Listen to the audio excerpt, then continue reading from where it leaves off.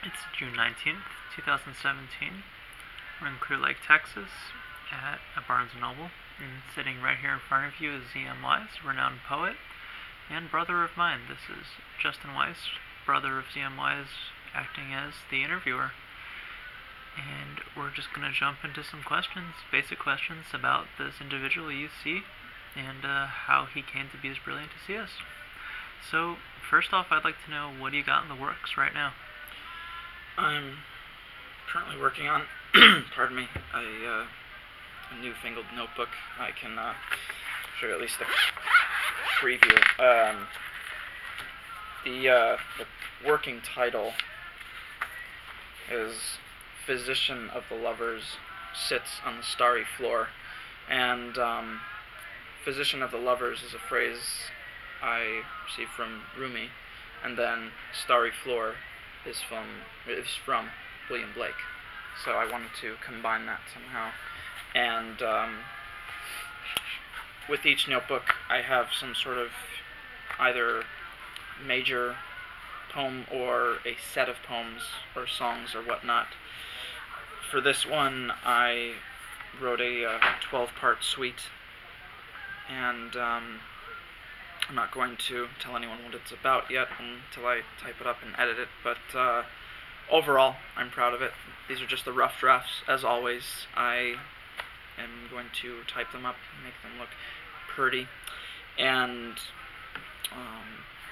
other than that, I recently finished a 16-page essay dedicated to Thomas, who was a son to me, but technically he was a cat.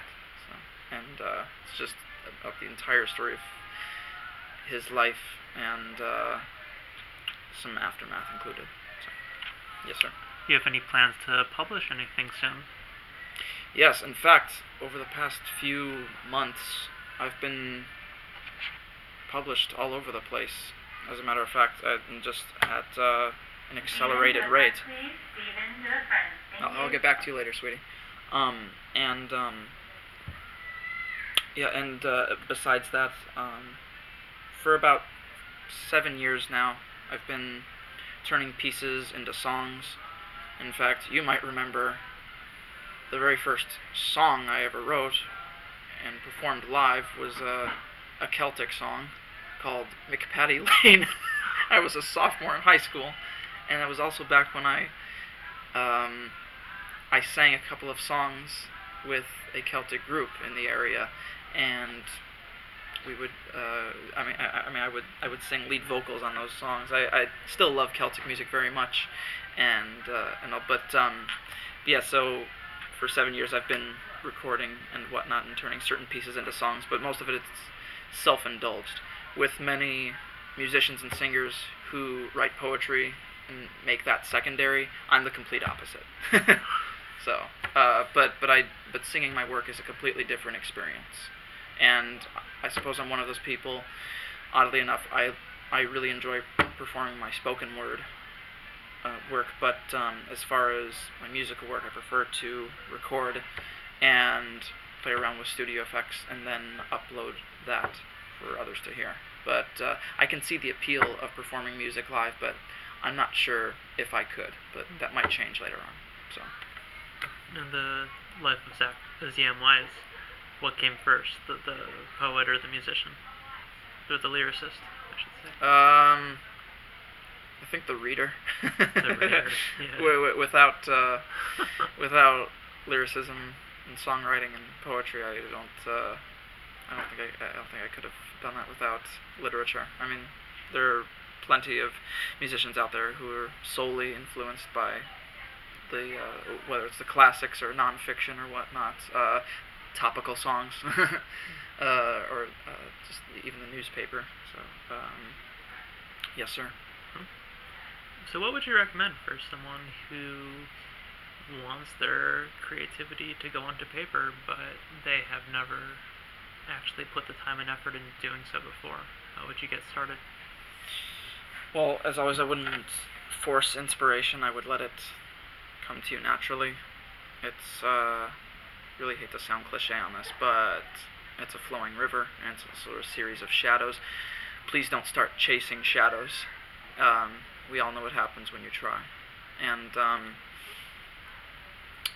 I mean, there was this poet who a dear friend and I saw, and she actually gave a lecture to a group of people, including the two of us, and I already had a feeling about this beforehand, but she confirmed it and enhanced my beliefs on this. There is no such thing as writer's block.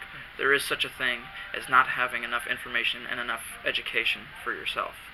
And before that, I already found my personal cure to the myth of writer's block, which is this little baby. And I have probably over 1,000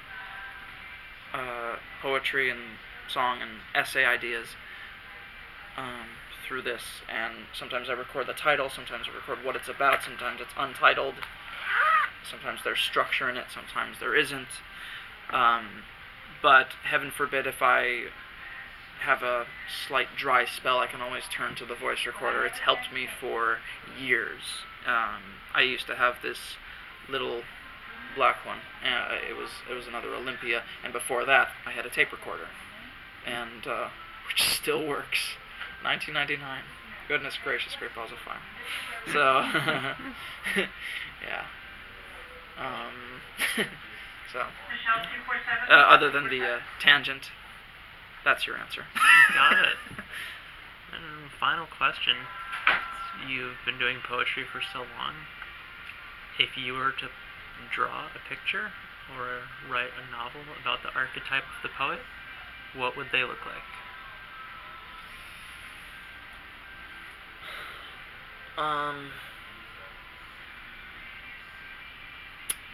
Well, to slightly alter Billy Idol's song, I think it would be a face with no eyes, and the person's back would be turned. It would be a silhouette. It would be an outline.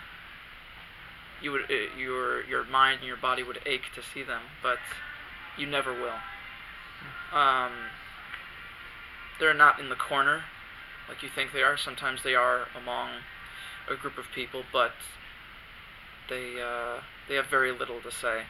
They're more interested in listening to you. Their mind is a labyrinth. It's an escape from yours, and they hope to not only express themselves through words, but to change lives through words, whether it's their own or the masses. It's completely up to them. It depends on the individual, I suppose. So, in an unorthodox nutshell, that's what they would look like. Thank you for your time, Samwise. We appreciate all that you had to share. Thank you very much for having me. I appreciate it. So Thanks for letting me come over. I see you've decorated. Yeah. Thanks for visiting my library. I know. Oh. This is the history section. Oh, man, I envy you, sir. Yeah, I put up labels, too. It's great. I love living here. Subscribe to labels, huh? Yeah, and subscribe to Samwise's channel, too. So long. So.